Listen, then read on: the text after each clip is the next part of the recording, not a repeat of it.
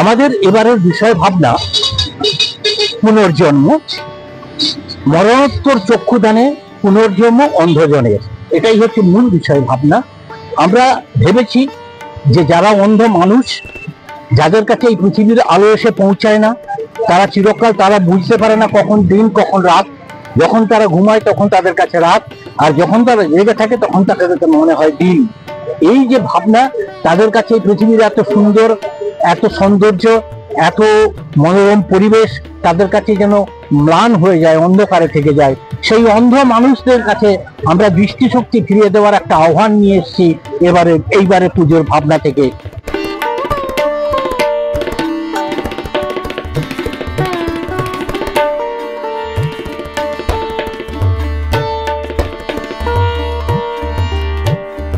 আমাদের এই পুজোটা শুরু হয়েছে 1962 সালে, চাইনিজ ভারতের যুদ্ধ।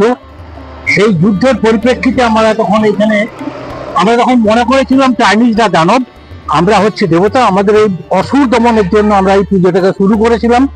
তখন এই কৃষাপাঠের রূপটা এরকম ছিল না, তখন এখানে ওই অন্ধকার ছিল, এই চিমনির আলো ছিল না, ছিল আমাদের লম্ফের আলো, হারকিনের আলো, কেরোসিন বাতি জ্বলে আমাদের এখানে পুজো হতো। কোনো প্যান্ডেল ছিল না, একটা জায়গায় চালা বেঁধে পুজো করা হতো। সেই চারপাশে ঝিঝি পোকার ডাক ছিল।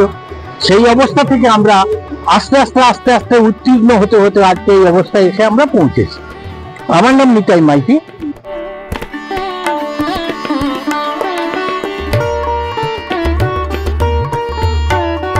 রবি মাইতি। আমি এবছর 2025-এ একটা ভাবনা করেছি, পুনর্জন্ম।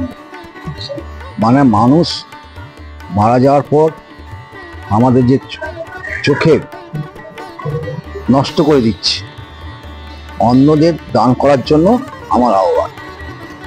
এখানে এসেছি প্রায় 1 মাস 10 দিন 11 দিন হয়ে গেল। আর ধরুন আমাদের দেশে কাজটা শুরু করেছি ড্রয়িং ফাউন্ডের যে আঁকাগুলো, ওটা প্রায় আপনার 3 মাস আগে থেকে প্রস্তুত নিচ্ছি। আমি আমার আর্ট কলেজ ছেলে যারা আছে তাদের ড্রয়িং কাপড়ের উপর আছে, তারপর ফাইবারের চোখ আছে, আর কিছু মানে প্রচুর পরিমাণ ফাইবার কাঁচের উপর দিয়ে ম্যাটেরিয়ালস দিয়ে তৈরি। আমরা মহালয়ার টার্গেট করেছি, মহালয়ার ছেলে।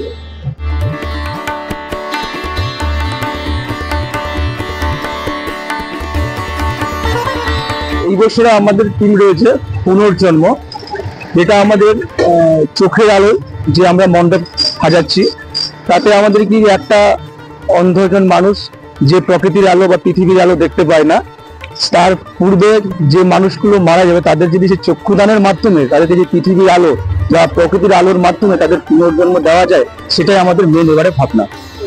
এবারে আমাদের উদ্বোধন করছি আমরা পঞ্চমীর দিন আমাদের আসবে মহারাজকে দিয়ে আমাদের এই ঠাকুর আমরা উদ্বোধন, প্রায় 20 লক্ষ টাকা।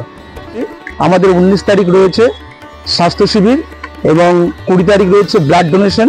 ষষ্ঠীর দিনও আমাদের রয়েছে সান্ধ্যকালীন একটা অনুষ্ঠান, আর ওই দিনকে রয়েছে আমাদের বস্ত্রদান শিবিরও রয়েছে। সপ্তমীর দিন রয়েছে আমাদের চারা গাছ বিতরণ।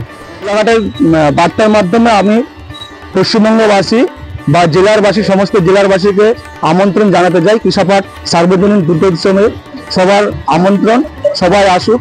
আমাদের এবারের পরিকল্পনা পুনর্জন্ম, সবাইকে আহ্বান করছি কোলাঘাট বার্তার মাধ্যমে, সবাইকে আপ্যায়ন বা সবাইকে আহ্বান রইল। নাম হচ্ছে আনন্দ বক্সি, বর্তমান কৃষাপাঠ সার্বজনীন দুর্গোৎসবের সভাপতির দায়িত্ব রয়েছে।